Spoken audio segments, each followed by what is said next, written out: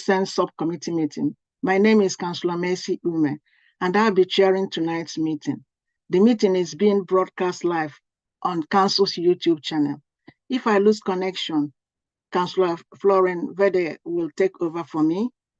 I would like to remind all participants of few housekeeping points. Please keep your microphone muted unless you are speaking. Please keep your camera turned on when you speak at the hearing. Please note that the chat function has been disabled. If parties wish to add any additional information other than their allocated time to speak, they must use the raise hand function so that they are not missed. I also ask that members keep their questions and comments brief to the point.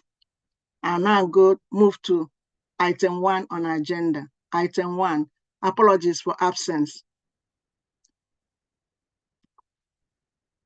No apologies for absence have been received. Item 2, declaration of interests. Does any member have any declaration of interest? I take it no. Item 3, Federal Social Club, Empress Place, London, SW6 1TW. I would like to ask everyone participating to introduce yourselves as I call on you. We should have with us John Walsgrove. John.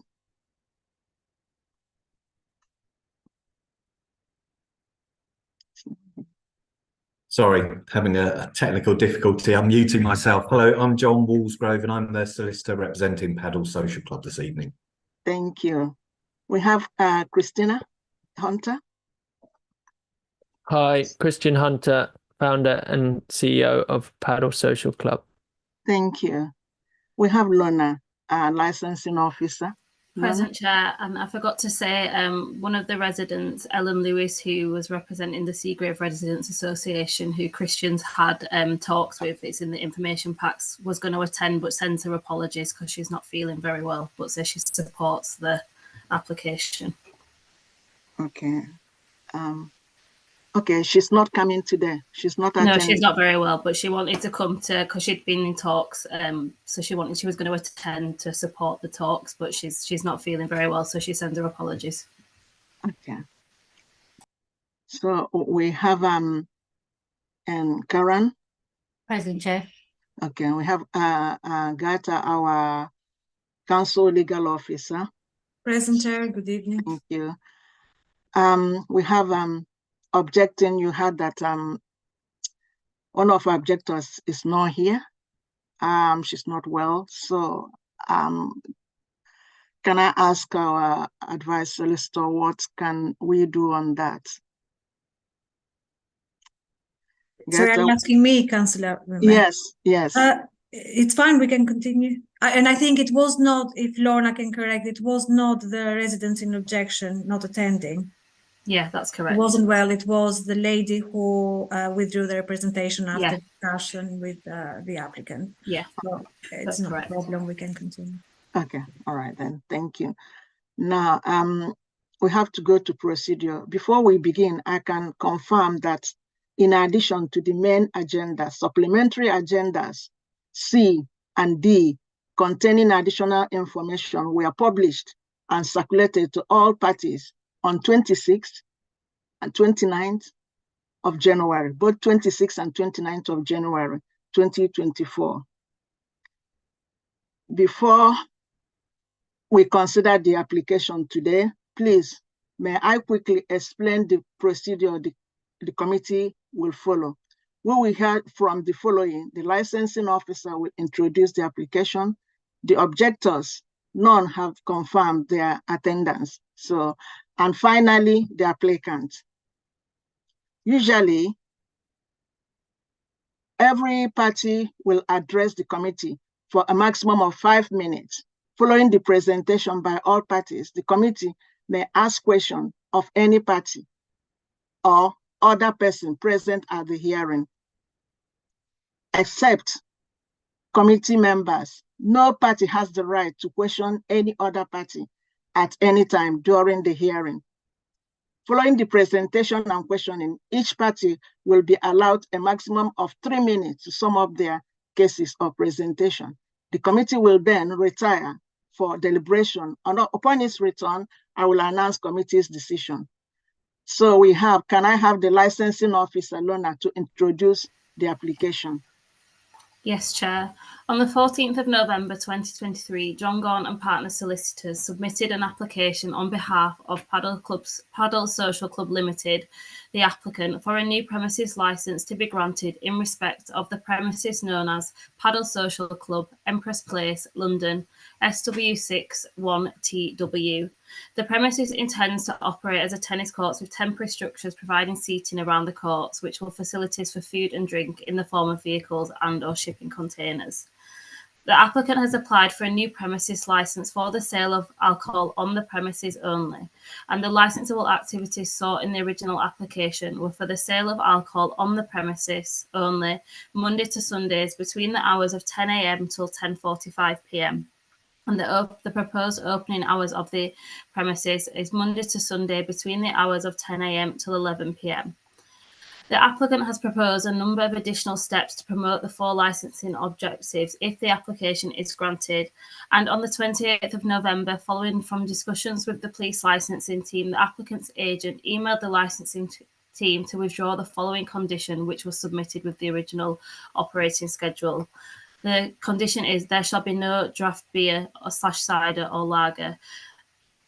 On the 11th of December 2023, following discussions between the applicant and the Seagrave Residents Association, the applicant's agent emailed the licensing team to inform of further amendments made to the original application.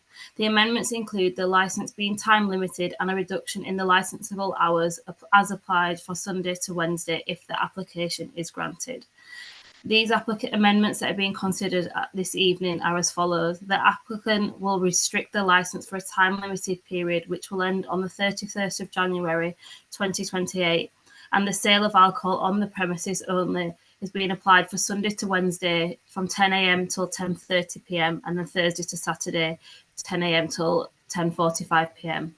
The application was advertised in accordance with the requirements of the Licensing Act.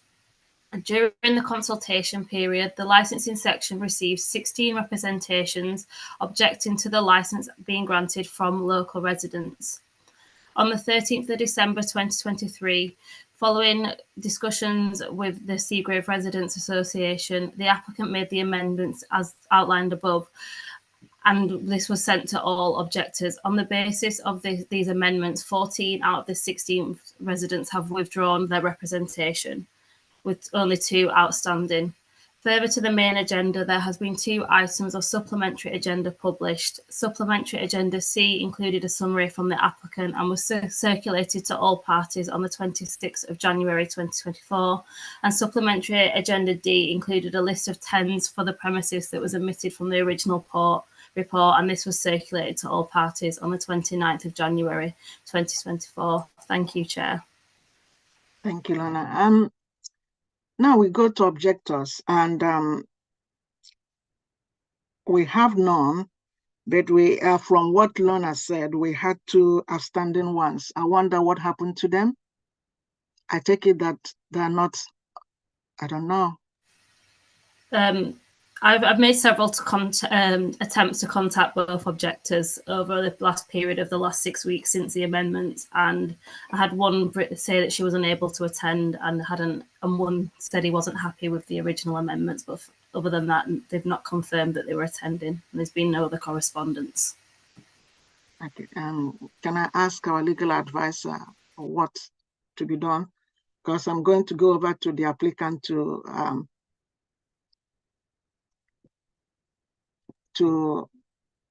do their own. Chair, you can continue with the application to be heard by you tonight. You can take into consideration their written submissions and objections. Okay, thank you. Now I go to the applicant. Applicant, I'm going to allow you just 5 minutes to do your presentation. So can I have John? Yeah, thank you, Chair. Just whizzing through very briefly then in that 5 minutes. You've heard the amendments to the application, which are set out in your agenda at the bottom of page 4 and 5. And those amendments were made after Christian met with Ellen, who's the chair of the Residents Association. The vast majority of residents who'd written in were, in fact, members of that Residents Association. So following those very positive discussions, 14 of the residents withdrew their objections. And as you heard, 2 left their objections remaining. I would ask you, I know you've already read the pack, but obviously when you retire to deliberate, I would ask you to read the design and access statement again. That sets out what Paddle Social Club is all about and what it's offering for the community. We think it will be a very valuable asset for Hammersmith and Fulham. I'd also ask you to review my written representation. So the strength of our application really is set out in those representations. I would add, obviously, that one of the supplementary parts of the agenda is the number of temporary event notices. That referred to when the Rugby World Cup was on. So Paddle Social Club operated alongside a beach rugby sevens tournament, which wasn't run by them, it was run by somebody else, but there were bar facilities there. They had absolutely no issues throughout all of those temporary event notice periods. And although the residents have raised principally 2 things in their objection, one about the obstructions for emergency vehicles and the other one noise, my client had absolutely no complaints about noise during all of those temporary event notices and doesn't expect that it would create any sort of noise nuisance. So in an unusual sense, you've actually got credible evidence that this club has operated before perfectly well and not caused any adverse impact on the licensing objectives. As for restricted access by emergency vehicles, of course, that isn't the case. And there is perfectly adequate access around that site for emergency vehicles. And lastly, I think the most important point to make in our submission is the responsible authorities did not make any adverse comment in relation to the application. Christian and I met with the police and they fully supported the application and were right behind it, and indeed expressed their delight that it was going to be a premises for the community. So the primary purpose is obviously Paddle Social Club, so offering sport and health, but obviously the sale of alcohol being entirely ancillary to that main purpose. So I would ask you to grant the application in its amended terms. I've set out in my representations, the written ones, the bullet points as to why I think that should happen. And lastly, just to say, we did make every effort to try and speak to the 2 residents who were still objecting, but as you heard from Lorna, they just simply didn't engage, which is a great shame. Obviously, Christian and I can answer any questions any of the councillors have, so thank you for listening. Thank you very much, John. Can I go to the committee? May I ask the committee members to ask questions, please? I may, Chair. Okay. Yes, thank you, John. That's greatly appreciated. I do have just 1 or 2 questions. The first, I think, is either to you, John, or to you, Christian. And sorry if I can just apologise in advance. My voice, I'm hoping, will last the evening. I'm not entirely sure, so bear with me, please. I've been looking at the application plan and design statement, which is a wonderful architectural document.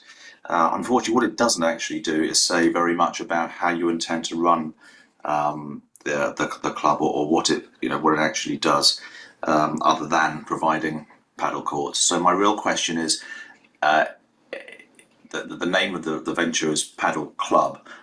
Club suggests membership, as in with restricted kind of access to individuals. Can you just outline how people would gain entrance? Is it a restricted access list, or can anybody walk in off the street for a game of paddle tennis?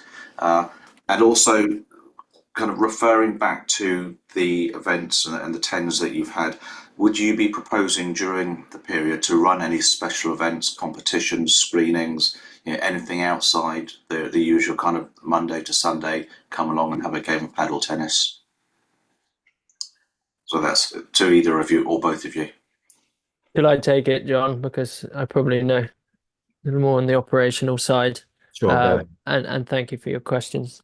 First and foremost, this is a club that is open to all and to the public. Paddle is this beautiful game that's available to all and one which we're not creating barriers to entry for. There will be a small membership which gets people a slight discount on the court, but it by no means gains them access that other people don't get. We've had one court open under a license, and we've had no memberships, and that will continue to be open to anybody, and that will be the same for the F&B on site. That we have a capacity, and we won't exceed that, but otherwise it's open to the public for both playing, for coming in for a drink, for a bite to eat, or simply to watch the sport and hopefully take it up and give it a go. We on top of that, we also have a lot of community activations, which we've been working with Earls Court Development Company, our landlord, on, where we're donating a large amount of community hours to charity groups within the Hammersmith and Fulham borough. So that hopefully answers your question on the management side. The primary focus around events is we will host events for paddle players. So, for example, on weekends we'll host tournaments, or we'll host teams from other clubs around the country. We will, I think, to be determined. I mean, we'll have TV screens within our bar, and I guess come Wimbledon or these such, we'll be showing those. But the events are predominantly geared around paddle community rather than a wider sort of audience for other elements. Thank you. That's actually very, very helpful. It just helped to fill in some of the blanks that I had from the large amount of paperwork we seem to have received for this evening. Chair, I'm going to leave it for now. I may come back with some more questions later, but I'll hand over to the rest of the committee for now. Thank you very much.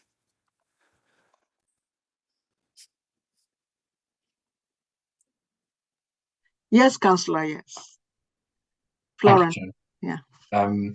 I have a question to the applicant. The first question is around the access route. So obviously people will come into the site from Empress Place and walk down the same path as the BBC Earth exhibition.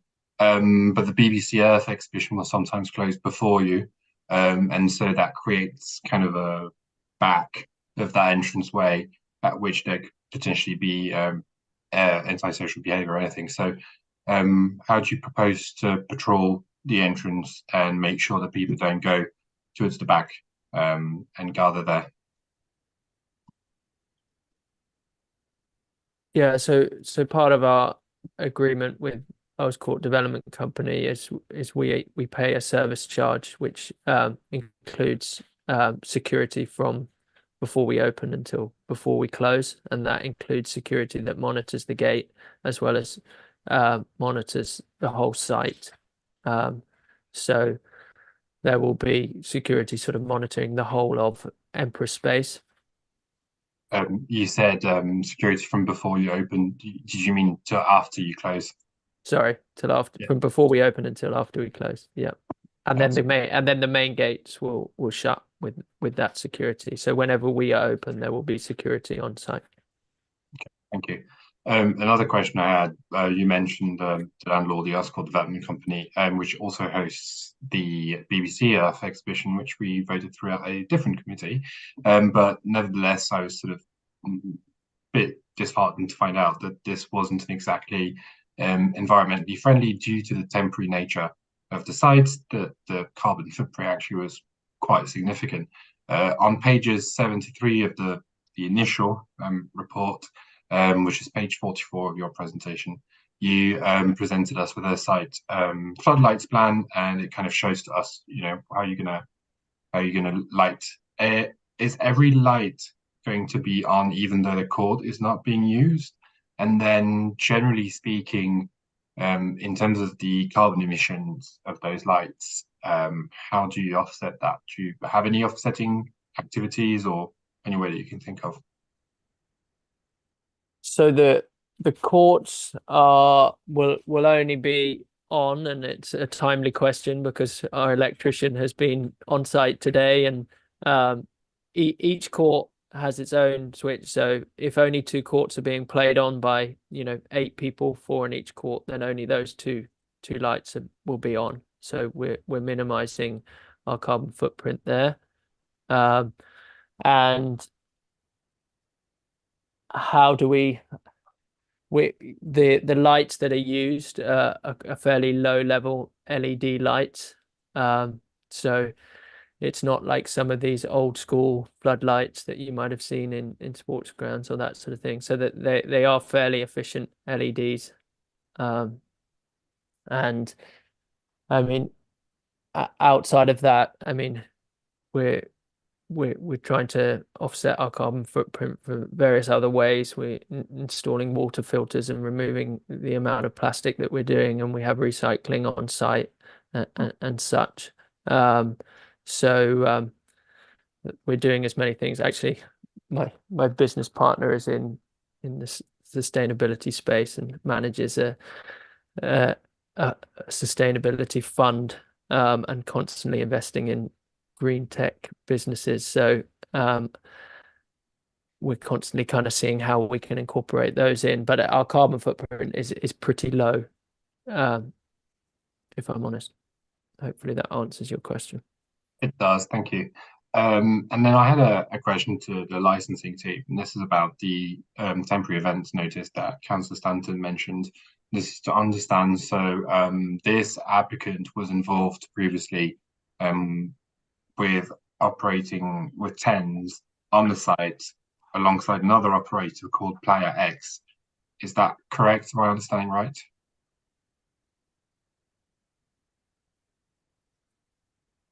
I can probably answer that because I acted for Player X, who had the beach rugby. So yes, they had the facilities alongside each other.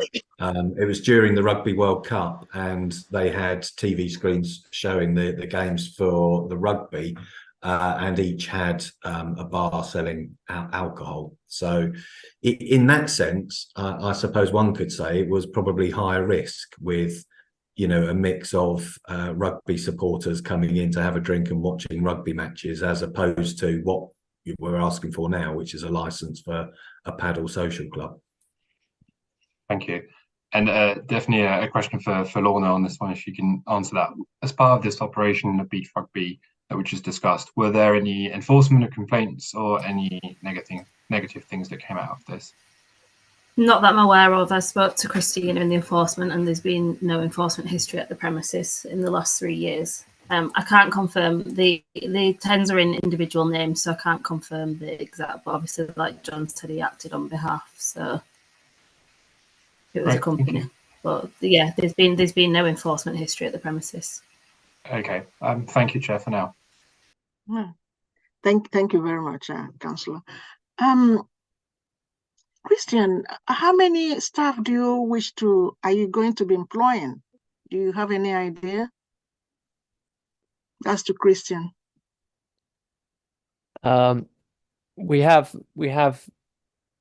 been operating with 1 court under a license for the last sort of 3 months, and we've been employing sort of 6 members of staff, and that's going to grow to 25 to 30 staff with half a dozen managers, and then another staff, and currently a few of those are local residents in the Hammersmith and Fulham borough, including myself, who's in the Hammersmith and Fulham borough and a neighbour of Ellen's.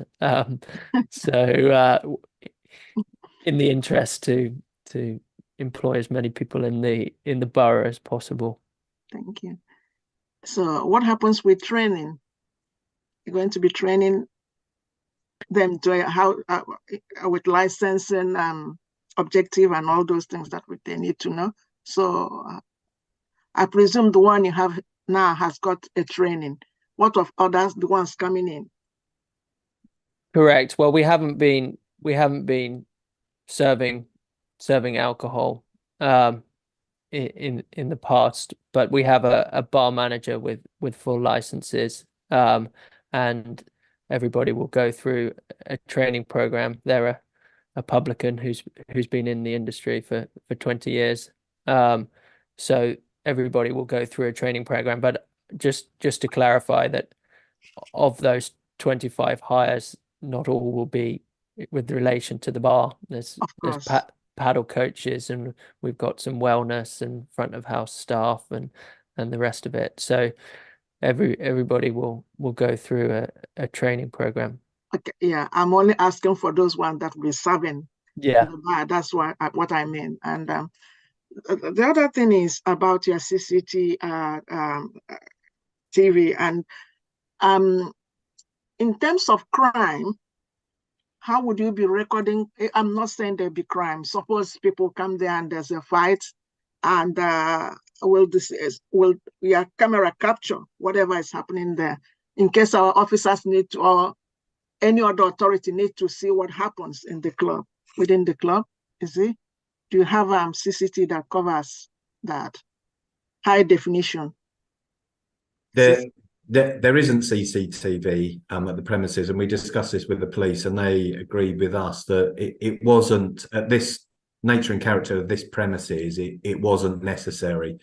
As I explained earlier in presenting the application, the people who come in and have a drink of alcohol it's a short duration that they're going to be there within the very small area of the bar. So we're anticipating, people will stay for one or two drinks. It's not a place where you are going to get any issues of antisocial behaviour or crime and disorder. And so that's why having a condition which would require CCTV around the paddle courts and in the two bar areas would, we say, be a disproportionate reaction to people enjoying themselves of an evening, either playing or watching paddle and having one or two drinks and then going home. So no, there won't be CCTV there.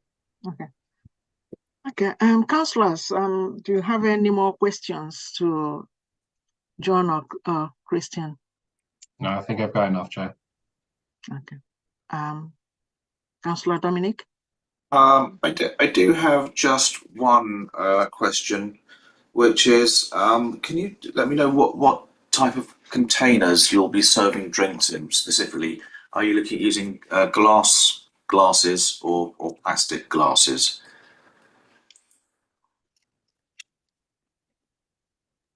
Glass glasses.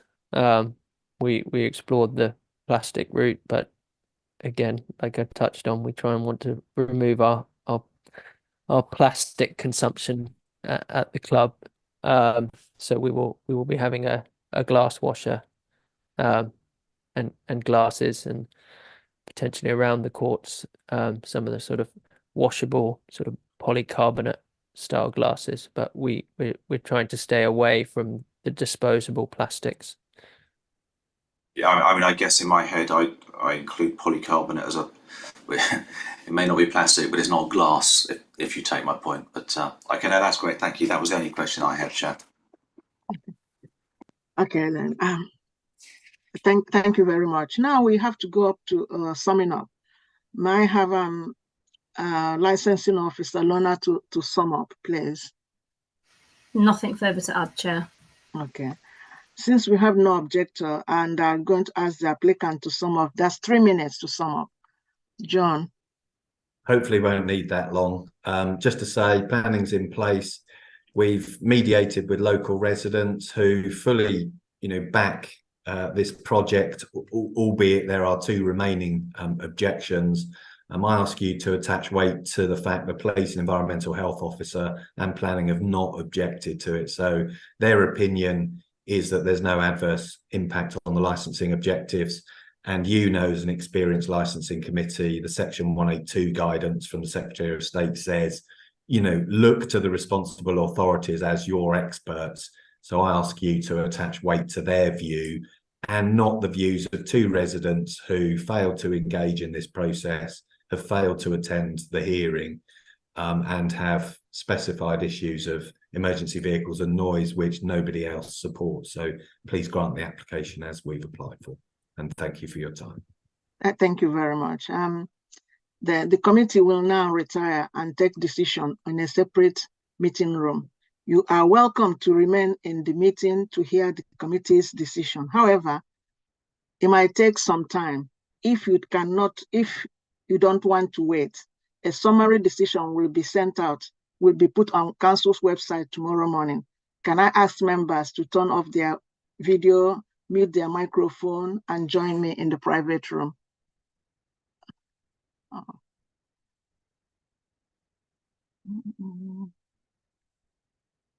Then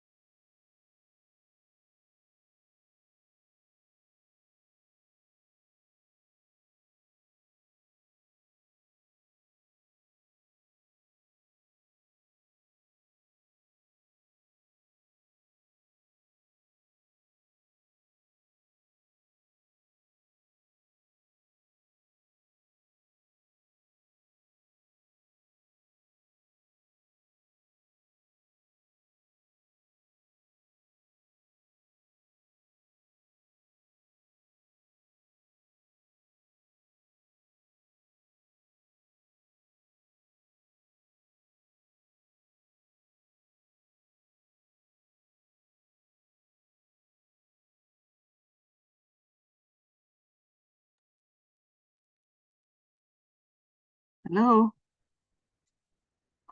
Can you hear me? Can hear you, Chair. Okay. I'm sorry, I don't know my it wouldn't show, but I'm sure. Is everybody out there now? No, she's not there. Oh.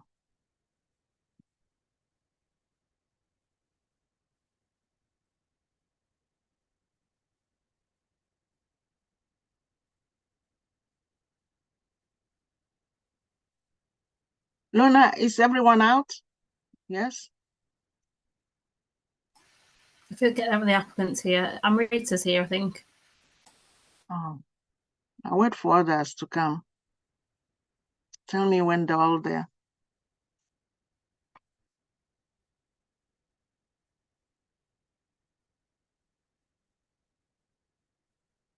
Yeah, sorry, who are we waiting for? The other councillors. They're both here. They're all here. Oh, okay, they're all here. Okay. Okay. And John and Christian is there as well. Okay. Okay. Pedro Social Club, Empress Palace, London SW6 1TW. The committee has considered an application for a new premises license for the sale of alcohol on the premises only under the Licensing Act 2003. The application, in summary, the committee has decided, after taking into account all the individual circumstances of this case and the promotion of 4 licensing objectives, to 1, grant the application as follows. The premises license will end on 31st of January 2028. 2, the license of alcohol on the premises only Sunday to Wednesday, 10 a.m. to 22:30 hours. Thursday to Saturday, 10 a.m. to 22:45 hours. The opening hours of the premises are as follows. Monday to Sunday, from 10 a.m. to 23 hours. 4, the license is subject to any mandatory conditions. 5, the license is subject to conditions volunteered by the applicant in the operating schedule. The license becomes operational with immediate effect. If problems are experienced, then an application for a review of the premises license can be made. A copy of committee's full decision, including its reason, will be sent to parties forthwith. If the applicant or any person who has made a relevant representation is unhappy with the decision, they are entitled to appeal to magistrate court within 21 days from the date of notification of the full decision. Thank you very much and good night. Thank you, councillors. Thank you. Thank you. Thank you. Bye-bye. Good luck. Thank you. Bye-bye. Yeah. Bye-bye. Chair, I'm just... Where's the chair gone? Chair, I'm just going to let the second people in. Okay. Okay. All right. We're starting at 7:30 though. Yeah. Yeah, I'm just going to let them in now. Yeah. Okay, fine. Okay. Okay. Thank you. See you in a minute. Yeah, See see you in a minute. I need to...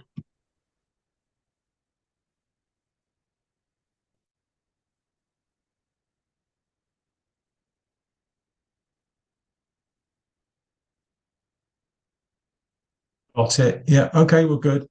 Cheers. Bye.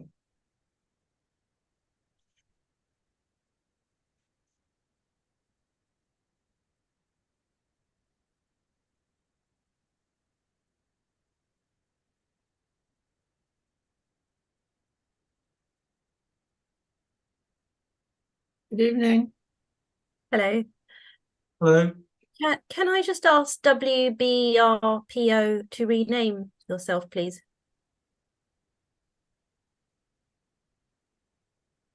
Or confirm who you are?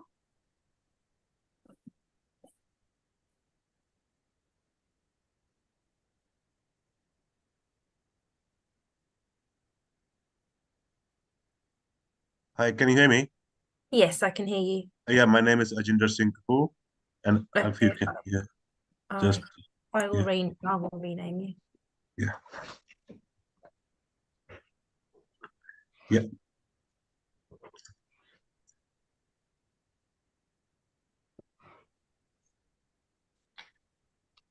Ajinder Kapoor, yeah, you got it. You got my name right. Ajinder, Yeah. Ajinder. Okay. Yeah, not Ajinder. Yeah.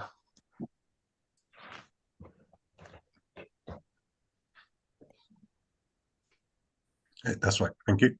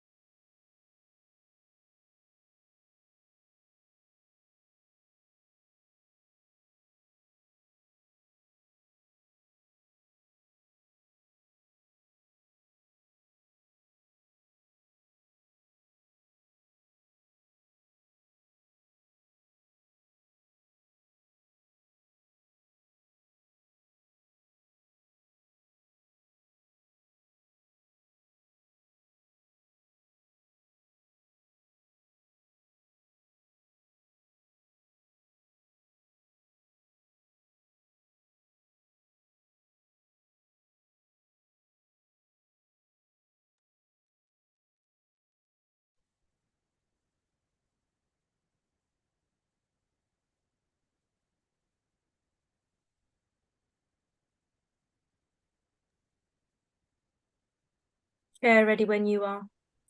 Okay. Thank you. I'm going to start now. Welcome to tonight's License Subcommittee meeting. My name is Councillor Mercy Ume, and I'll be chairing tonight's meeting.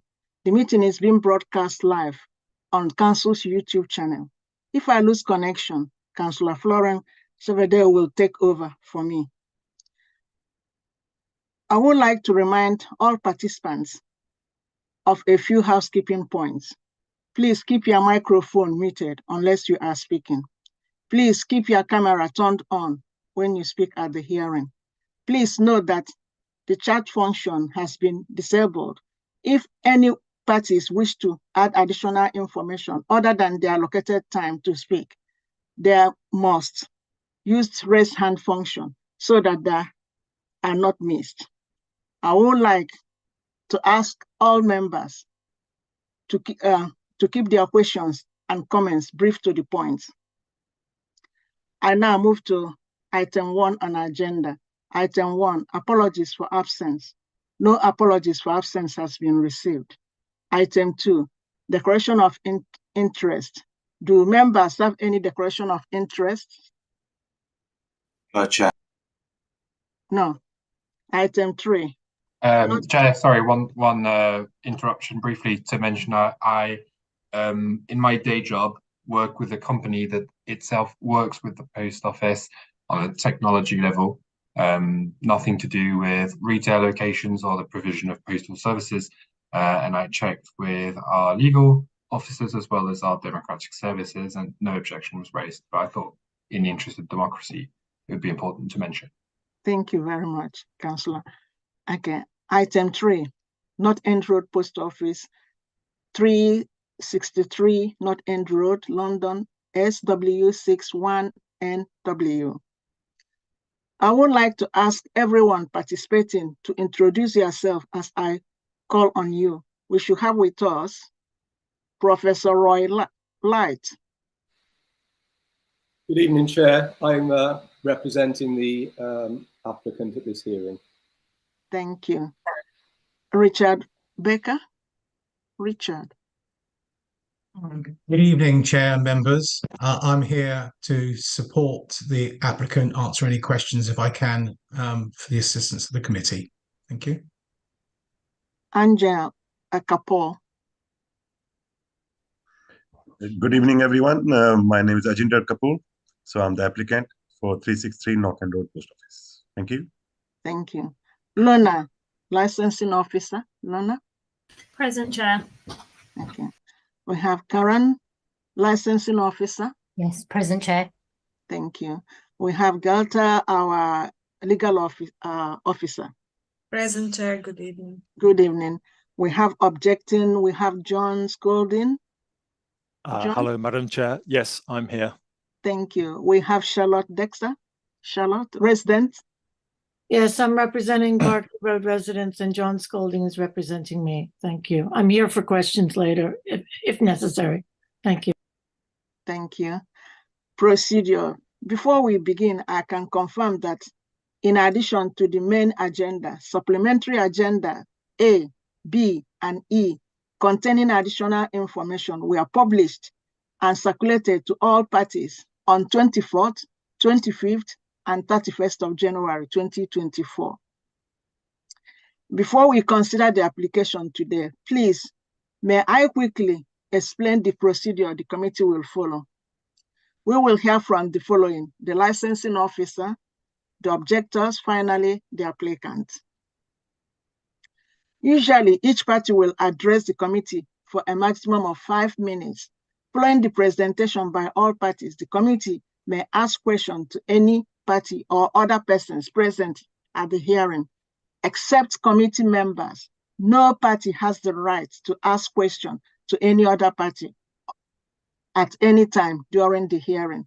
Following the presentation and questioning, each party will be allowed a maximum of 3 minutes to sum up their case or representation. The committee will then retire for deliberation. Upon its return, I will announce the committee's decision. Can I ask the licensing officer, Lona, to introduce the application? please. Yes, Chair. On the 16th of November 2023, Richard Baker of RB Retail and Licensing Services Limited submitted an application for a new premises licence on behalf of Ajinder Singh Kapoor, the applicant, to be granted in respect of the premises known as North End Road Post Office, 363 North End Road, London, SW6 1NW. The applicant has applied for a new premises licence for the sale of alcohol off the premises and proposes to operate as a grocery store / off licence and post office. The licensable activities that have been sought are for the sale of alcohol off the premises only, Monday to Sundays between the hours of 6 a.m. till 11 p.m. and the opening hours of the premises Monday to Sunday between the hours of 6 a.m. till 11 p.m. The applicant has proposed a number of additional steps to promote the 4 licensing objectives if the application is granted.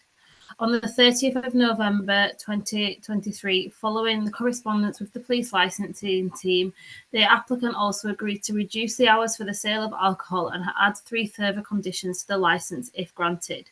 The hours amendment are as follows. The licensable activities sought for the sale of alcohol off the premises only, Monday to Sundays between the hours of 7 a.m. till 11 p.m. The application was advertised in accordance with the requirements of the Licensing Act. The licensing section received 2 representations objecting to the licence application being granted, one which was received on behalf of the Barclay Road Conservation Area Neighbourhood Watch and one from a local resident. Further to the main agenda, there has been 3 items of supplementary agenda published. Supplementary agenda A included the amended police conditions, which had been agreed and were circulated to all parties on the 24th of January 2024. Supplementary agenda item D included further evidence and correspondence between the objector and the applicant and further information from both parties, and this was circulated to all parties on the 25th of January 2024. Supplementary agenda E included further evidence and correspondence from an objector in support of their representation, and this was circulated to all parties on the 31st of January 2024. Thank you, Chair. Thank you, Lana. Now, I'm going to go to the objectors. We have John, and I'm allowing you 5 minutes for you to do your presentation. That is John. Madam Chair, thank you. But can Okay, I just say that Charlotte has given me her 5 minutes. Oh, okay. So which means I'm allowing you 10 minutes. Thank you.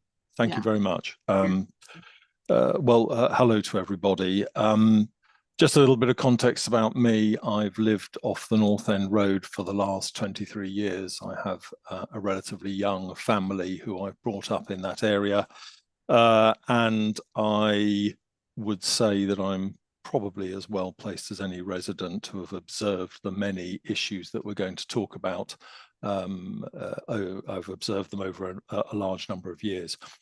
I think we should start with a bit of context about the North End Road. And to that end, Annex E is very important. So I would refer everyone to that. But the point and the points that are being made in Annex E set the background.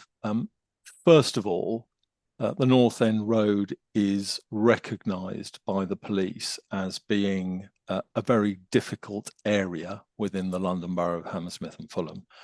And that's for a number of reasons. It unfortunately has, over a large number of years, far exceeded national crime and disorder levels, whether we're looking at crime in the form of theft, burglaries, or whether we're looking at criminal damage, whether we're looking at antisocial behaviour, whether we're looking at forms of violence. All of this is pretty well documented, and I'm sure some of the councillors on this hearing will know that we have presented detailed evidence in relation to this before, and indeed we've attended some extremely helpful meetings with the police and organised by the local authority, Adrian and others, which have tried to get us closer in terms of how we address these issues.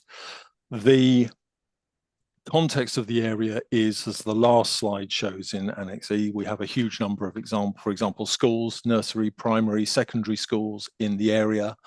Virtually all the roads off the North End Road are 100% residential roads. This is an intensely residential part of London and a place where large numbers of families and young children live, and very close to the applicant's site. It's also an area where, as Annex E details, we have 3 homeless shelters. We have witnessed a huge increase in homelessness in the last 3 or 4 years. We have a large number of rough sleepers. I've got a very active squatters issue on Tournay Road at the moment. In this year alone, we've had a car stolen on my road. We've had 2 mopeds stolen and multiple thefts of deliveries from houses.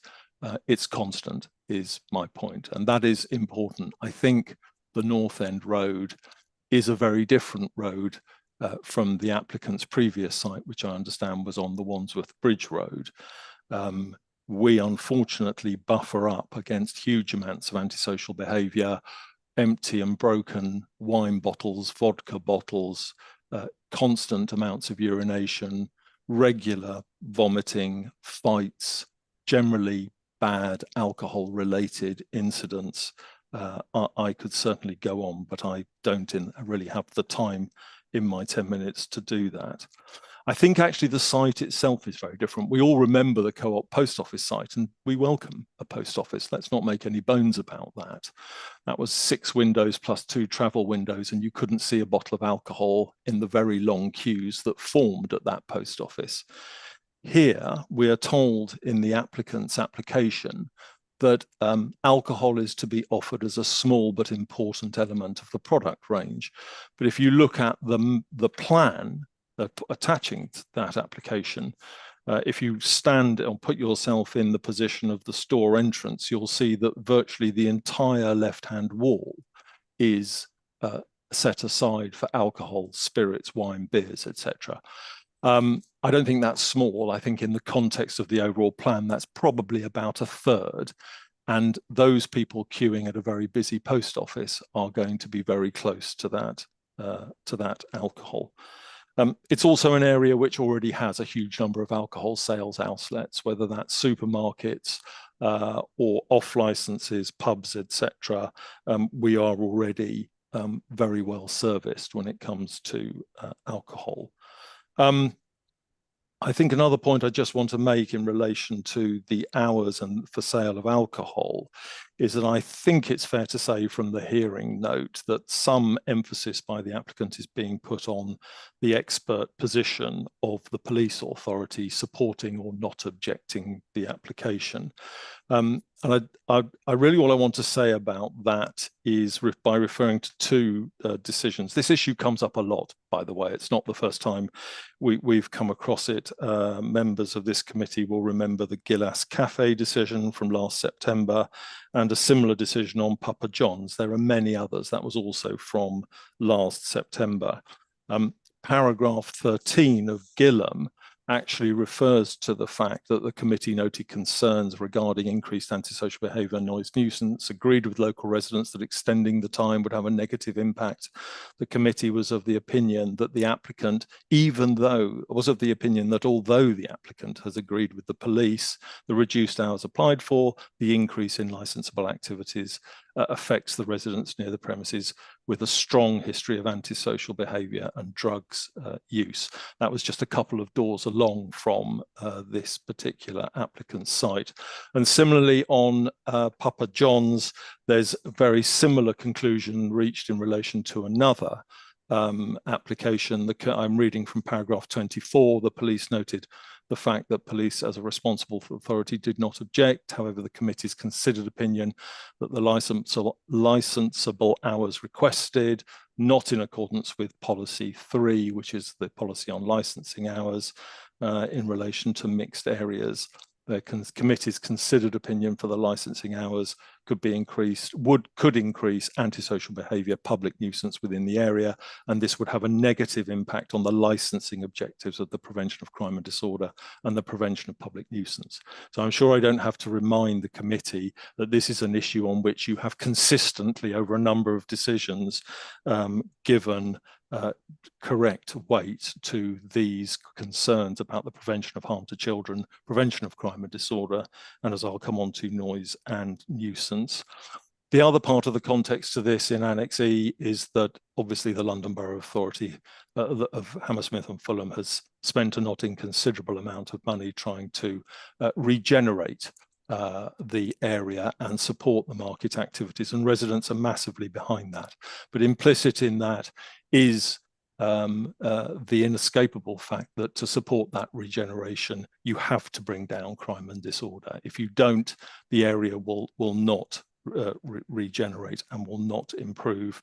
And whatever you do to plant nice plants and put seats, nobody wants to sit down where there are large amounts of smashed empty vodka bottles.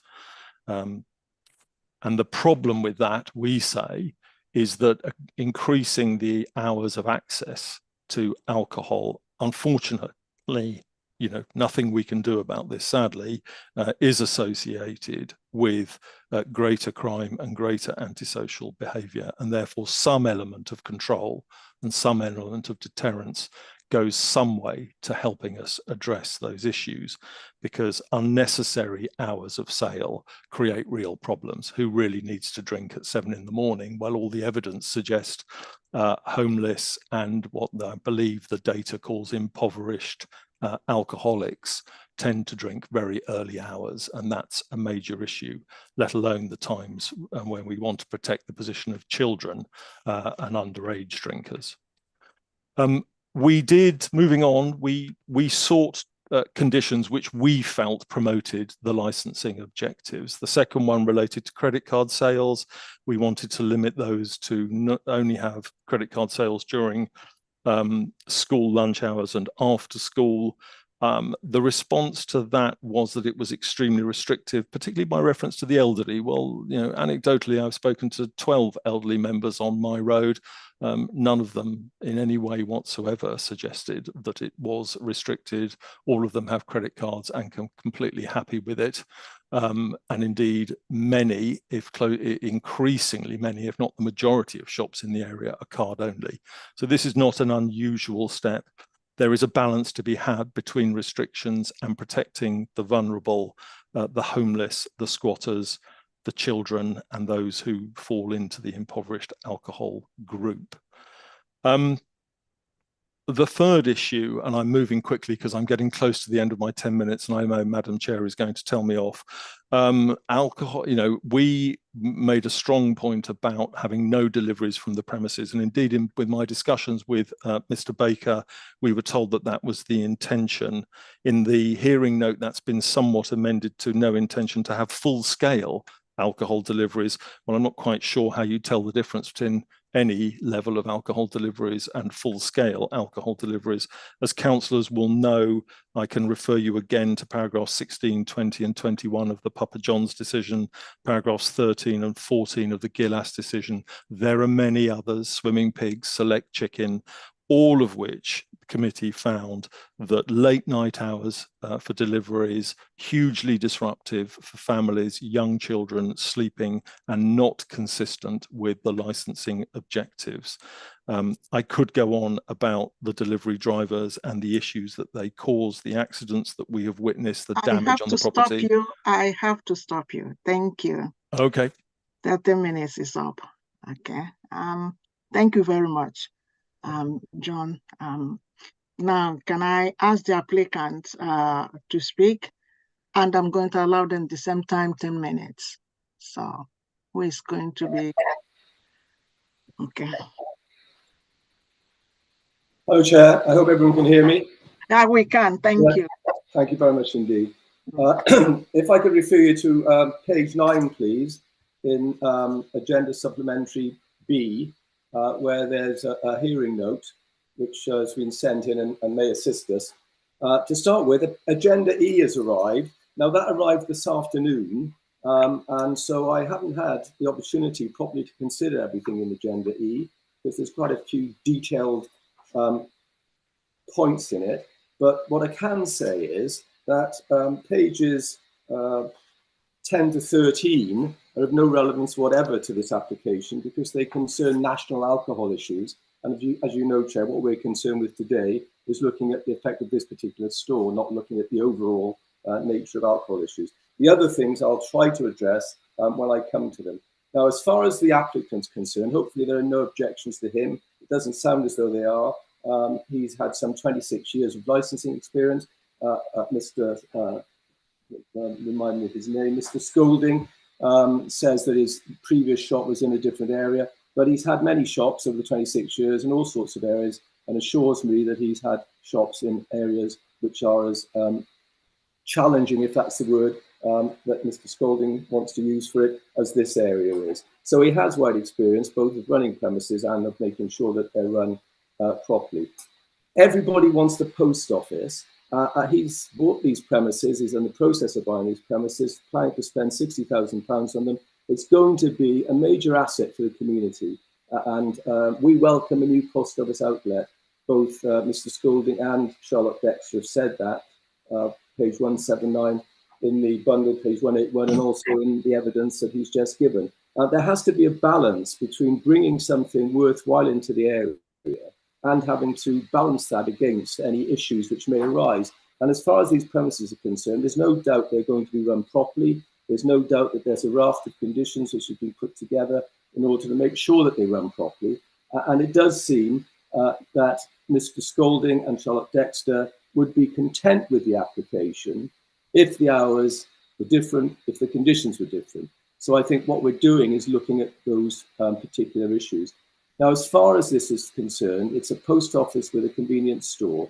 Convenience store means convenience store. And sadly, if somebody wants to buy some groceries and they also want to buy a bottle of wine or a can of beer, if this premises doesn't have an alcohol license, they'll go somewhere else to buy it because they want to buy, understandably, everything in the same place. So people might come here to use the post office to buy something to drink and also to buy some groceries. But if they're just looking for groceries and they want to buy some drink, they'll go elsewhere. So it's something like 15 to 20%, is it? No, 10 to 15% of the sales will be alcohol, but that will increase the volume of sales of all the other goods as well. And that's throughout the day, throughout the time that the license is there, that will apply. So everybody wants the post office. It's got to be financially viable. Otherwise, it's not going to be able to survive. As far as representations are concerned, as Mr. Scolding mentioned, there are no representations from the police. The police have looked at this and they've decided that if the conditions that they suggested are put into place and if the hour is reduced from 6 a.m. to 7 a.m. for the start time, then they've got no objections. And that is important because that's in the government guidance. It says in the government guidance that each responsible authority will be an expert in their respective field. And that's paragraph 912. And as far as nuisance is concerned, that would be environmental health. But there are no representations from either of those. Mr. Scolding says in other cases you've decided to go against that and to change the hours or whatever it was. I'm not familiar with those cases. It's a bit disingenuous to produce cases which I've never heard of and then to put those in front of you because I can't say anything about them because I don't know anything about them. But all I do know is that today we're looking at this store and what's happened in the different premises in the neighbourhood at some previous time doesn't affect what happens here. We look at this one individual to decide what to do about it. So I think we can probably say that as far as the crime statistics are concerned, which are in appendix, supplementary agenda E, that I haven't had time to look at, to check, to find out if there are any other statistics. As far as they're concerned, it must be that the police are fully aware of the police statistics. The police will have looked at the area, they will know the area, they will know the statistics for the area, and it may well be that some types of alcohol outlets will cause problems and issues. But the police have decided that this isn't one of them, because otherwise they would have a representation. They would be here this evening to make sure that their conditions or different conditions put on the license. They're content with it. So as far as police conditions are concerned, we've got those, we've accepted those, we've been grateful for their advice. As far as hours are concerned, in your policy, I think your hours for mixed are until 2300 until 11. So no one's asking for anything outside of those hours. You don't give a start hour. And I think what Mr. Scolding is confusing is sales and consumption. The fact that alcohol is being sold at 7, 8, 9 a.m. doesn't mean it's being drunk at 7, 8, 9 a.m. It seems to be working on the assumption that someone will come to the premises and buy alcohol, wine, whatever, beer, at any time of the day, whenever they come there, and will immediately open it and start drinking it. Well, that's not what happens. Most people come and buy their groceries. They don't start eating them there. They won't start drinking their drink there. There may be some people, some street drinkers. There may be some people with alcohol problems. They'll soon become apparent to people running the shop, and they won't be served. But to conflate the two together, sales and consumption, doesn't make any sense, I'm afraid. Now, so as far as the reduced hours are concerned, shops, stores and supermarkets should normally be free to provide sales of alcohol for consumption off the premises at any time when the retail outlet is open for shopping, unless there are good reasons based on the licensing objectives for restricting those hours. Now, part of the reason for that is it causes difficulty in the shop. If this shop opens at 7 a.m. and closes at 11, if somebody comes in at 8 a.m. And the alcohol license isn't running until 9 a.m., that could cause some sort of issue at the till. Why can't I buy some alcohol? You're open, aren't you? Yes, we're open, but not for alcohol until that time. So you have to have shutters put in, you have to have all sorts of other measures put in. And this is a post office, so this is going to have increased measures in it, security measures and so on, because of the nature of the post office. So your policy is the same. It mirrors the Section 181 policy and 182 policy. And it also says that the hours should be as they were. Now, as far as credit card sales are concerned, it is extremely restrictive. It will be discriminatory against elderly people. Mr. Scolding's met some elderly people who have credit cards. I don't know whether there are different classes of elderly people, but people with not much money, people who have to be careful of what they spend, they won't use credit cards. People may not be allowed a credit card because they haven't got a good credit history or whatever. So what we're doing, for no apparently good reason, is stopping people from coming in to use the shop. So that condition can't be accepted. As far as alcohol deliveries are concerned, to put the people making objections' minds at rest, what we can say is that as a good, responsible retailer, if somebody comes to the store and buys some groceries, and it may include alcohol, and they can't get it home for some reason because they're old, they're infirm or disabled or whatever it is, all they want to do is be able to deliver it for them. They're not going to be advertising it as an alcohol delivery service. But if somebody comes in and they want their alcohol and their groceries delivered, then that will happen. Of course, they could have groceries delivered at any time of the day or night without needing to have any license for it. So that can happen.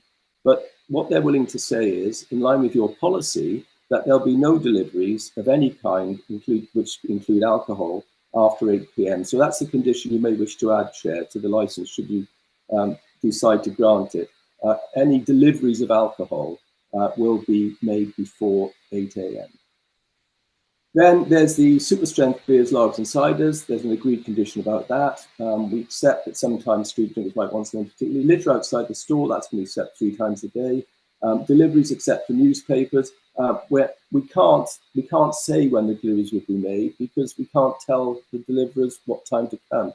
But your delivery times in your policy are 7:30 a.m. to 9 p.m. And that's page 146 of the agenda. And the applicant will tell the delivery people that they must deliver within those hours, and hopefully they will abide by that. But he can't accept it as a condition in case they're held up in traffic, in case there's some breakdown with the vehicle, in case they're put somewhere else on the route because of something. It would interfere too much with that. So the conclusion is that these premises will be well run. There's something which the area urgently needs, a post office, and if there are any problems that arise, there's always review proceedings, and I'm sure that can be brought. 10 minutes. Thank you very much indeed. Thank you very much. Thank you very much. Yes. Can I ask the committee members to ask questions to any party about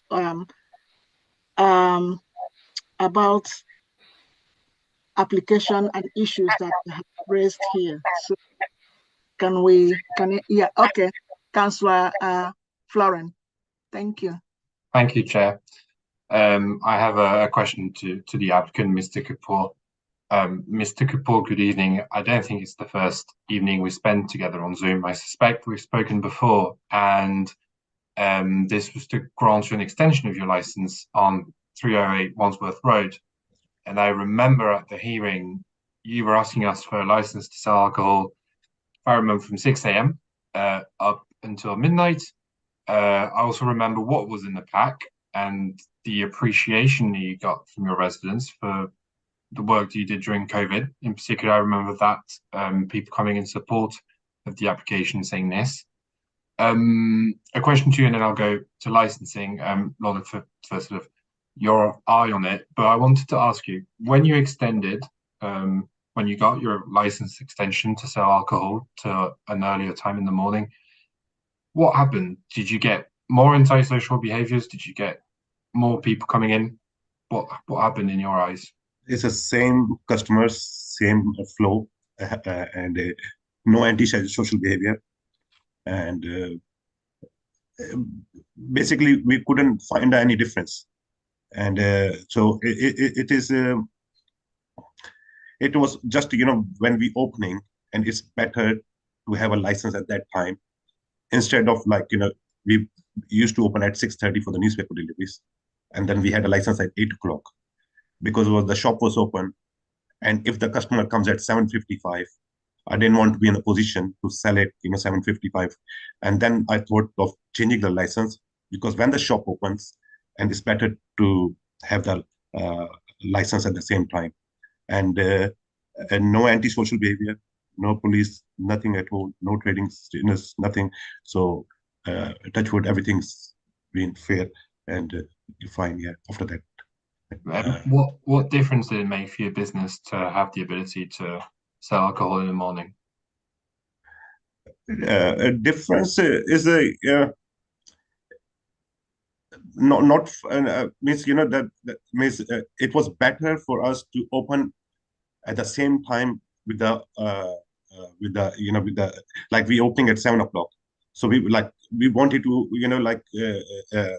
open at the same time, because we didn't want any customers to come at 7 o'clock and we refuse them. We open at 8 o'clock. So it was just on the safe side, because if sometimes so it was on the safe side. Keep it we opening at 7 o'clock, customers coming at 7 o'clock, and we are able to serve them. It was simple as that. But it didn't make a lot of difference in sales or anything. So we were one of two customers, yes, but there was a point, okay, we are safe. We open 6 o'clock. We open 7 o'clock. We have the license till from 7 o'clock till 11 o'clock. But we close at 11 now, so we don't close at 12. So it was just on the safe side, if we close at 10 past 11 or 11:30. So it was like this. It was to get it on the safe side, so not to sell the alcohol outside the hours. So for our safety, for our staff, sometimes I'm not there, so staff is fully trained of that as well. So we have the license till 7 to 12, but we open 7 to 11. Yeah. Thank you. And one last question before I go over to Lorna. What is the reason that you're coming over to Northern Road? Are you closing down the shop on Wandsworth and the reason is the post office. The post office is because the post office closed down there in Co-op, and I took this opportunity, and it is a big opportunity. It was not the easy process, and the locals have asked me and to go for it, because it's post office mainly for the elderly and vulnerable person, customers, they don't want to for the paying the bills and to use the post office service. And I took this opportunity to open. I know it's gonna, I have to work hard to make it rent. So yeah, but I took this opportunity to open in this area as well. Yeah. Thank you very much. Lorna, I'll come over to you. I appreciate that in context of licensing as well as planning, we can't take other sites or licenses into consideration when making a decision. We review each application on its own merit. However, there's value in reviewing the past history of the operator, and we did have an operator at 308 Wandsworth Road, which is with us tonight. So were there any, you may not have researched out, so I can give you time, but do you know of any enforcement history or action or letters against this operator as a result of the I would have to come back to you on that and have a little look okay? on the system. Yeah, of course. Thank you. And Chair, I can leave it there for the moment. Thank you. Okay, thank you very much. Any more questions from other council? Okay, thank you. Councillor Dominic. Thank you, Chair. Thank you, everybody, for your comments so far. I do have one question, which is about one of the proposed or agreed conditions, which relates to the sale of alcohol above 5.5% ABV. The proposed condition agreed with the police seems strangely prescriptive for a condition, actually naming in the licence the beer, stouts or ciders that could be sold above 5.5%. There is, and this is a question, I suppose, really to licensing and also to the applicant, which is this: there is in the standard pool of conditions that we use when granting licenses a very similar condition, which, and I will paraphrase here, essentially says that any brand being sold above 5.5% must in advance be agreed with a Metropolitan Police officer. So in other words, instead of the specific brands being written into the licence, they are agreed on, I say, an ad hoc basis, which would take into account if the name of a brand changed, for instance, which would, in this particular instance, as the condition is currently written, require a review of the licence, or if a new brand came onto the market that the venue would like to sell. So this question to licensing and the applicant is: if this agreed condition were replaced with a similar one from our pool of conditions, would you be content with this? If I could answer for the applicant, yes, that's a very good idea. Thank you very much indeed for that suggestion. Thank you. And to licensing also, just to get your take on this. Karen, could you give your opinion on it, please? Yeah, sure. I think it would be fine. However, I think the police are aware of the local pool of conditions and have chosen to agree a different one. Yeah, I thank you. I mean, from a practical perspective, in terms of day-to-day operation, my understanding is that the products available to be sold or not sold would not change. The only difference being that instead of the actual specific products being written into the license, they would be an addendum to the license granted by the police after the license has been granted, and it would therefore be changeable. But that's something that you know, without prejudicing in any way whatsoever whether this license is granted or not. I just really wanted to understand whether the applicant and licensee will be content with that change. And I think the answer is yes, so thank you very much. That, I think, is really the only question that I have. Thank you. Okay, I have my own questions. How many staff, Mr. Kapoor, how many staff will you be having? Means we'll have a at one time you're talking or in general, like how many staff? In general, how many staff will you have? I think we'll have 6 employees. 6? Yeah. Okay, and how many will be having alcohol training? All of whoever sells alcohol have a training. Okay. Yeah. How will you how will your staff identify someone that is drunk, so that they will not serve alcohol? How will your staff identify those someone that is drunk, already drunk, that come into the and so they will not serve the alcohol to the person? How will they identify them? They will refuse the sell to them. Describe them means, of course, the way they talk, the way they walk, the way they will ask the customer, they interact with the customers, how they react to the. They will ask them twice what they need. So when they talk, they will find out if he's drunk. And there is other ways as well, like when they make a payment, when they walking towards the to get the wine or get the beer, like walking in the store, you can we would be able to tell and identify. If there is any doubt, we will not sell them.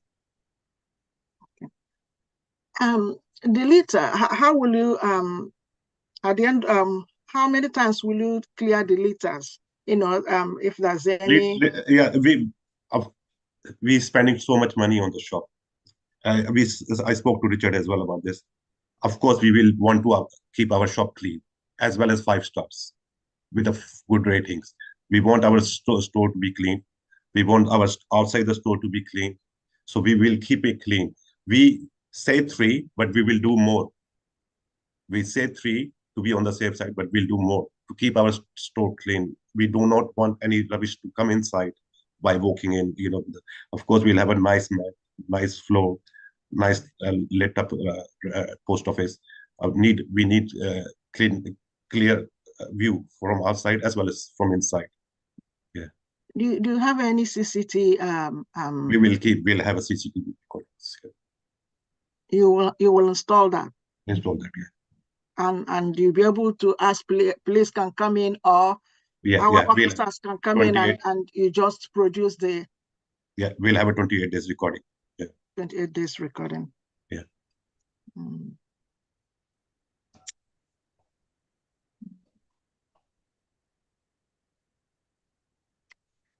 Okay.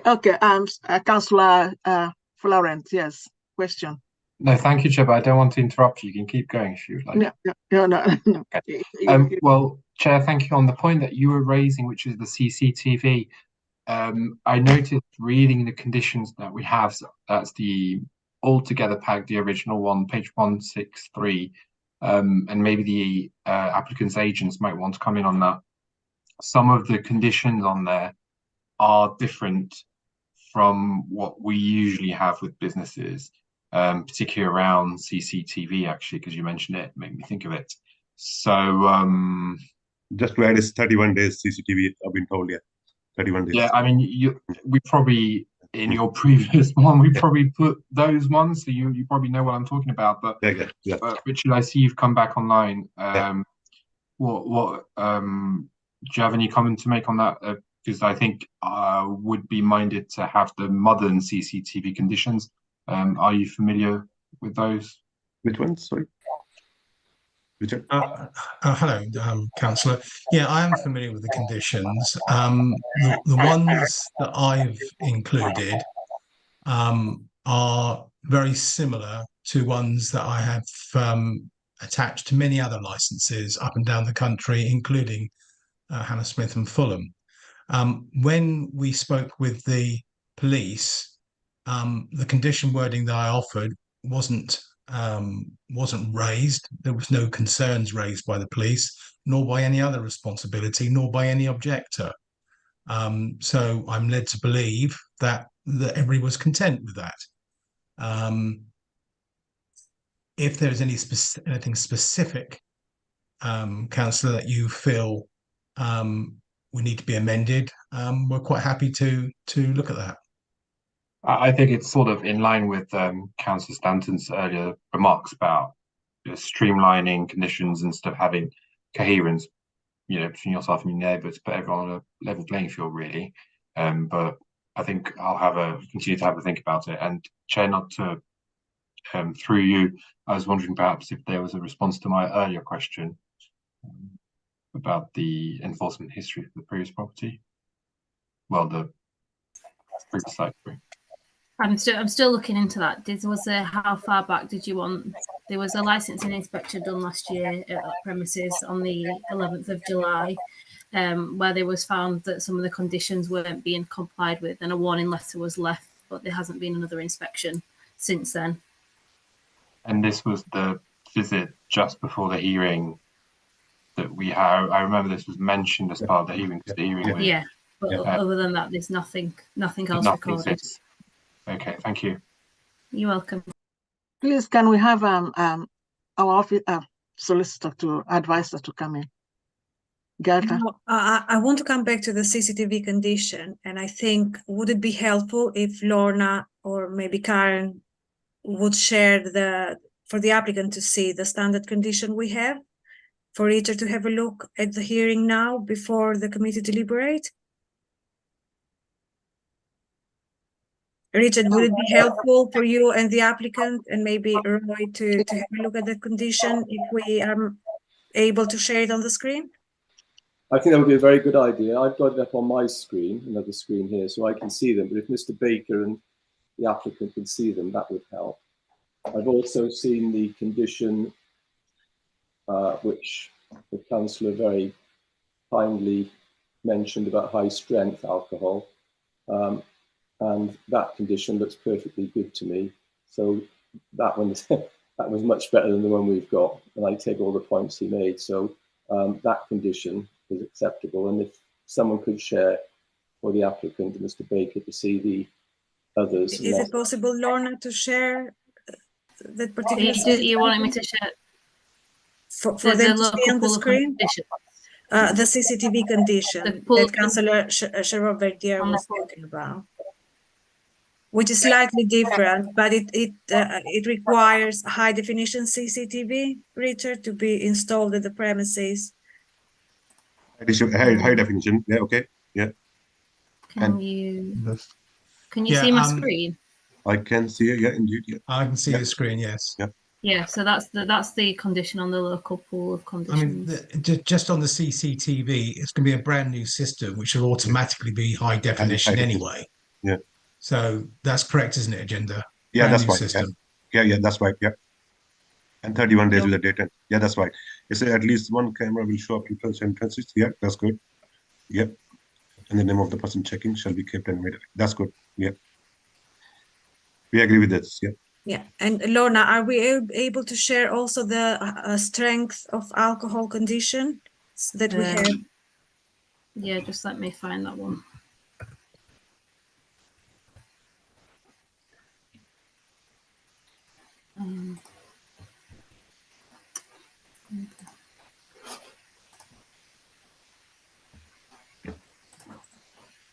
The super strength, this one.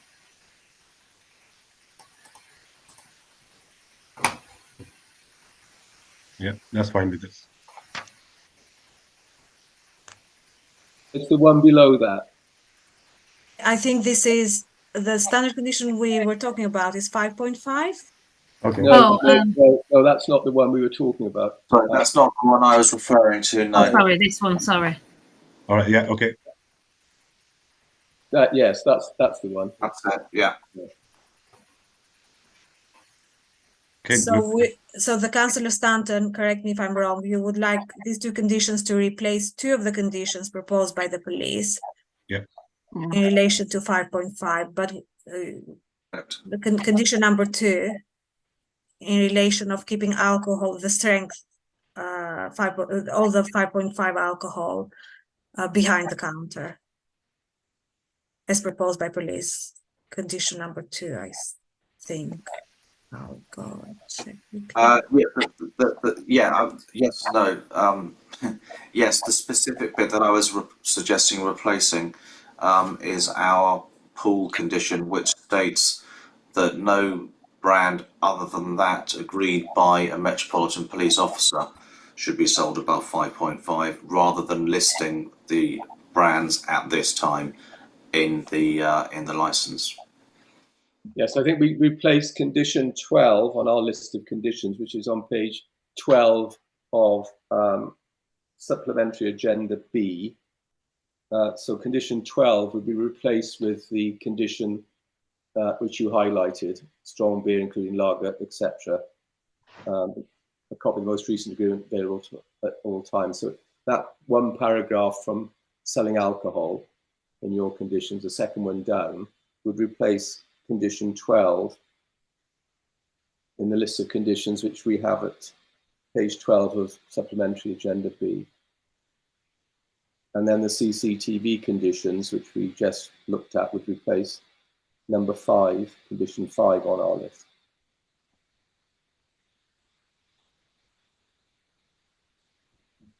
That's very helpful, Councillor. Thank you very much indeed for that. Okay, could you explain to me why you are objecting of people using card in the mornings? Like at times we have drunks that might have begged money somewhere and want to buy a bottle of alcohol. And sometimes we do tell, we give restriction that people have to use card from, say, from 6 o'clock to 9 o'clock, so that those kind of people are not served. So that's kind of what you're saying about it's not fair. People might come in with credit cards to buy things and or cash. So could you explain to me the reasons why you're objecting to those things? Because I think some of objectors mentioned why they want this to be included. Yeah, could I ask Roy to answer for me at this point, please? Yeah. Roy, could you please? Yes, yeah. We discussed it in a meeting that we had, the three of us, about the possibility of putting the card in, and I couldn't see any real problem with it until Mr. Baker pointed out that not everybody has a card, and we might assume that most people can have a card because it's something which is quite natural to us, but there are some people who don't, because of perhaps a poor credit rating, or because they want to keep a check on their finances and they want to pay cash rather than pay with a card and build up debts. People sometimes build up debts on credit cards. And it just seems that it might, I mean, we've got no evidence. I don't know if there's any research being done on it, but we've never looked. And of course, during all the restrictions and so on, most places didn't take cash because it was a worry. But I don't know, it just seems unnecessary for the possibility that one or two people, perhaps who are street drinkers or whatever, or problem drinkers who've got no money but manage to scrape together a bit of cash, they can come in and buy something. But if you have a card, they won't be able to come in and buy anything. So presumably they just go somewhere else to buy it that accepts cash. It just seems when we discussed it that whilst we assume everybody has access to these sorts of purchasing methods, not everybody does. And some people who are perfectly respectable with no alcohol problems may not have the cash to spend on the resources to be able to have a credit card. But I don't have a huge amount of experience at it. And as I say, I don't know if there's any research on it, but it just seems that it could almost be a restrictive trade practice. I don't know. Well, it might sound like that, but at times it might be for protection of residents, as well as making sure that residents are safe with. But anyway, I have another councillor that wants to come in. Okay. Councillor Chevalier. Okay, thank you. Thank you, Chair. It's not so much a question as a kind of contributing to the discussion around credit cards. I would direct everyone to studies by the Bank of Governors of the Federal Reserve System in the US point towards where credit card ownership is lower. This is when, let's say, these are sections of society that tends to be more discriminated against or at risk, or basically struggling financially speaking, and recent studies to show that actually credit card ownership in the UK has declined over recent years in the cost of living crisis, as many people have actually had their bank accounts closed by banks. So to the question of credit card ownership, actually it's on the decline, and basing conditions on that point, in my view, reinforces rather than discourages inequalities.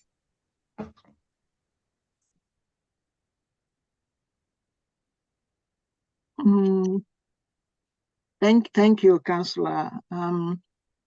It just, as I said, it's just to be our residents. You have to think of resident safety as well as other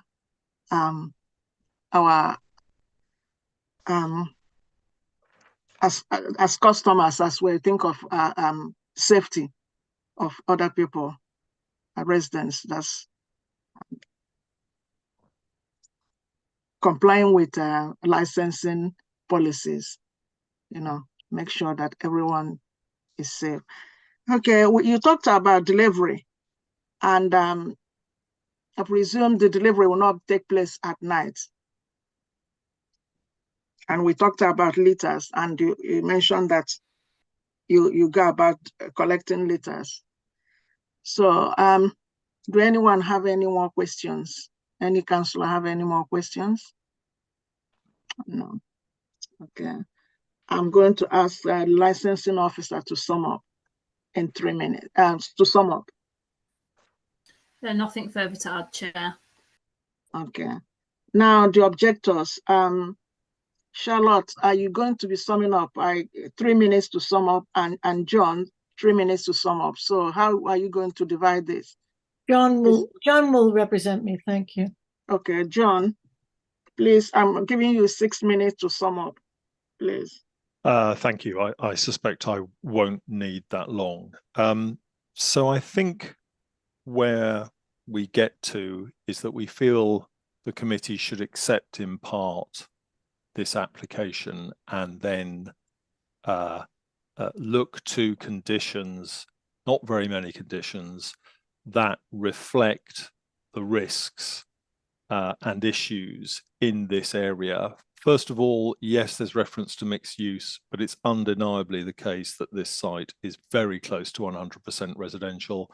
And in previous decisions, the proximity to residential areas and families and children has been taken into account by the committee and given great weight, and we would ask you to do that again. I welcome the discussion in relation to the condition to do with deliveries, which, if I have understood it correctly, but stand to be corrected, is that I think someone said there would be no deliveries from the application site after 8 p.m, which I think undoubtedly is a step in the right direction. I suppose generally the application, I think given the referenced wide experience of the applicant, it was disappointing that there was no particular risk assessment of the issues. A large amount of Annex E is not a reference to national crime statistics. It's a reference to the London Borough of Hammersmith and Fulham statistics. And that's a very real, ongoing and worsening condition, unfortunately, and a worsening set of circumstances. Mr. Light talked about a confusion of sales and consumption, and he talked about that in relation to the morning. My experience is that, of course, in relation to late night, there is less of a confusion around sale and consumption and less of a time gap between sale and consumption, and possibly a greater amount of incidents in residents' experiences of crime and antisocial behaviour. I don't have statistics as to whether more crimes are created late at night than in the early morning. My intuition is that that is the case. I think it's interesting as well that the applicant said that it made no difference to sales in relation to the other shop. So I'm not, it makes certain things easier, but to be just on the safe side is great, and that may work in Wandsworth. I suspect there are bigger issues with the North End Road, and we've tried to illustrate those.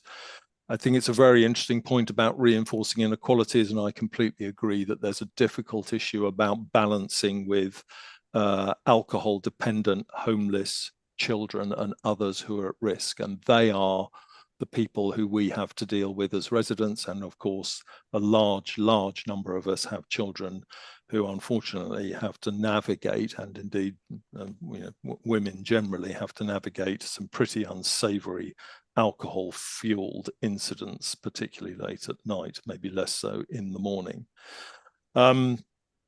So I feel, you can have a great high definition CCTV, but the high definition of someone's hoodie is not really going to help you. It helps, and I'm not saying it's not a condition worth having, but I think it's limited. I think signs on doors are limited. We welcome legally enforceable conditions, and that's what we had sought to do here. We'd worked with LBHF to try and achieve that. Many thanks to Lorna, who provided us with some very helpful input and wording that was much appreciative and particularly educational, I suspect, for residents.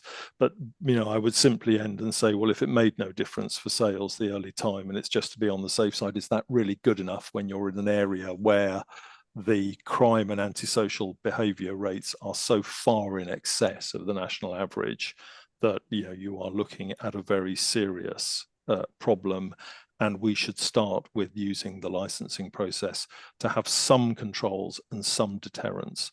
They are difficult decisions to make. They're not easy decisions, and it's the difficult ones that have to be faced up to and taken here, however unsavory that might be and whatever other concerns we've got. But otherwise, thank you for listening. Thank you very much. Can I ask the applicant to sum up 6 minutes, please? Yeah, can I ask Roy to come for me, please? Okay. Thank you, Chair.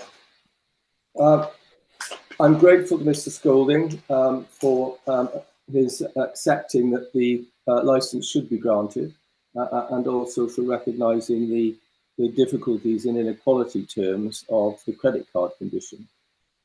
So far as the other matter that he raised, the deliveries, 8 p.m. So we would ask you to grant the licence as applied for, but to add 3 conditions. In fact, to add 1 condition, which would be that there shall be no deliveries of alcohol after 8 p.m. To replace condition on CCTV with the authorities' conditions, and to replace the high-strength alcohol condition with the authorities' condition. And there will then be a very good raft of conditions applied to the premises. And so far as the shop is concerned, it's going to be well run. It's a post office. It has to be run in a particular way in order to satisfy the requirements of the post office. And it will be well staffed, as you've heard. It will be in an area. I'm grateful for some of the supplementary agenda E, which shows you the area, and also the fact that the market starts setting up at, I think it was 5 a.m. to 8 a.m. So in the mornings, this is a busy old area, and selling alcohol or groceries from the post office is not going to have any effect on that, because already it's noisy and busy with what's going on in there. And the applicant recognises that. He knows the area. He recognises that he's going to have to be sure of what he does, because he knows that if he doesn't, then he could well find himself with review proceedings. So I don't have anything else to add, really, except to say that the hours that the police were content with, and they must be the main source of advice on crime and disorder. I don't doubt the issues that may be in the area, and no doubt the police are fully aware of the issues that are in the area. But what we would say is that the way in which these premises are going to be run and operated, the conditions which have been put in place as far as these premises are concerned, will be enough to make sure that the premises operate as they should do. And I'm sure that Mr. Kapoor would be more than happy to talk to the 2 people who've made representations, Mr. Scolding and Charlotte Dexter, if they had any concerns, and to chat to them about the way in which the premises are going to be run. Because after all, they're local people, and he will rely on those local people as his customers to buy goods from his shop. And you never know, they might even buy a bottle of wine. Anyway, unless I can assist you further, those are our closing comments. Thank you very much indeed. Thank you, Mr. Lloyd. The committee will now retire and take a decision in a separate room. You are welcome to remain in the meeting to hear the committee's decision. However, this might take some time. If you don't want to wait, a summary decision will be published on Council's website tomorrow morning. Can I ask members to turn off their video and mute their microphone and join me in the private meeting? Okay, sorry.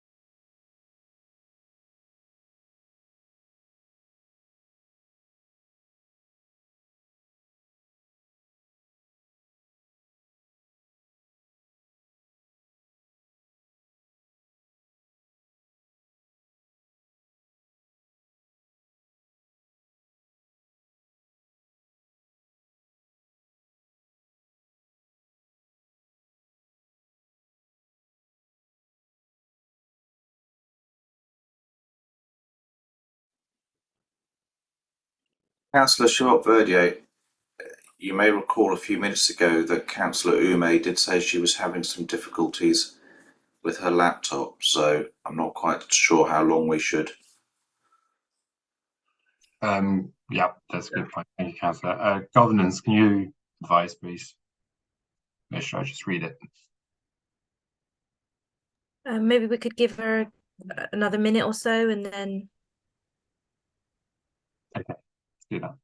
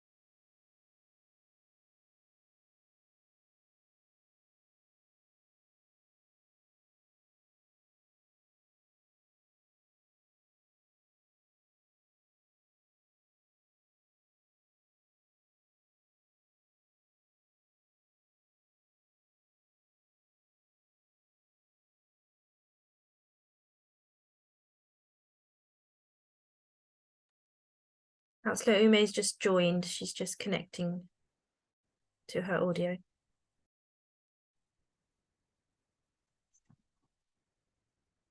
Problem with this. Okay. Councillor Ume, we can hear you, but we can't see you. Okay. Sorry, it keeps shutting me out. I'm back. Okay. Sorry about this. Can you hear me now? Can you hear me? Yes. We can hear you. Okay. Thank you. Okay. Oh God, I think I got the wrong one. Oh God.